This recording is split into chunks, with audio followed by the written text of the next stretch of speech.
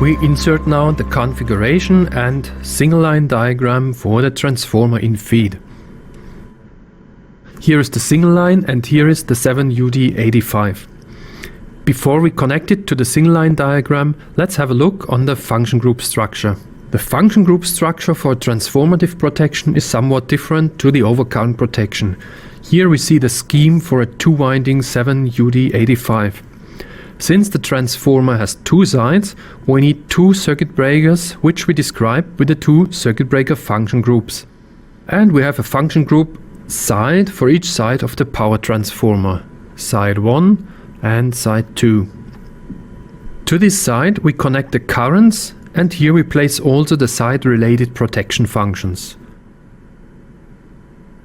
Then we have a separate function group transformer diff, where the transformer diff protection function is located. Let's now connect the 7UD85 to the infeed.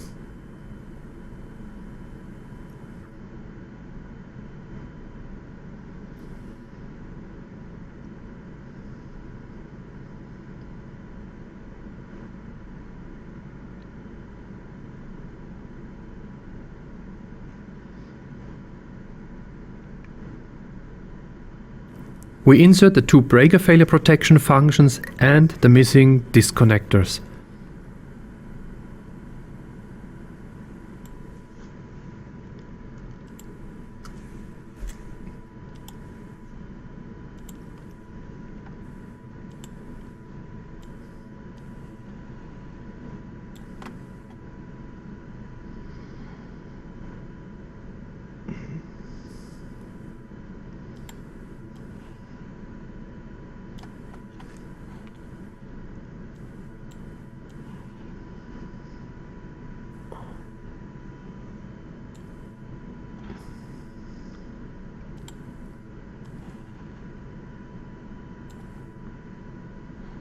Then let's have a look into the side 1 and 2 function group.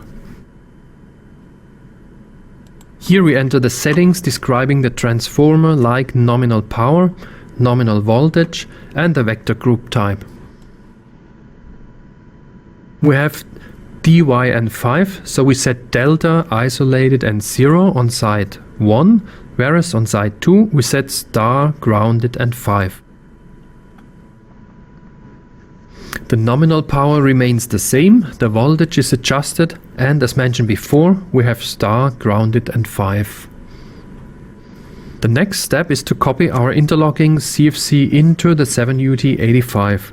Copying of CFC charts into other devices is possible with Digsi-5.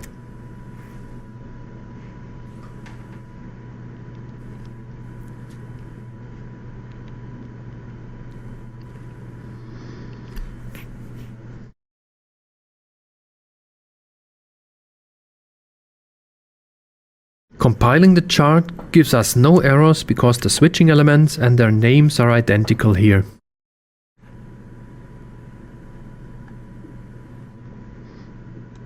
Since we have two breakers and disconnectors, we have to double the CFC chart and connect it with the right input signals coming from breaker 2 and disconnector 2. Here we have the logic, we copied it from the first logic above, and you see it is now connected to the inputs of circuit breaker 2 and disconnector 2, and also circuit breaker 2 closing is allowed and the disconnector 2 opening and closing allowed signals are connected to this part. So just by copying the logic and adding the respective signals, everything is done here. In the single line diagram, we synchronize the 7UD85 with a nominal current of side 1 and side 2. That means we take over the values from the single line diagram currents as before with the overhead line feeder.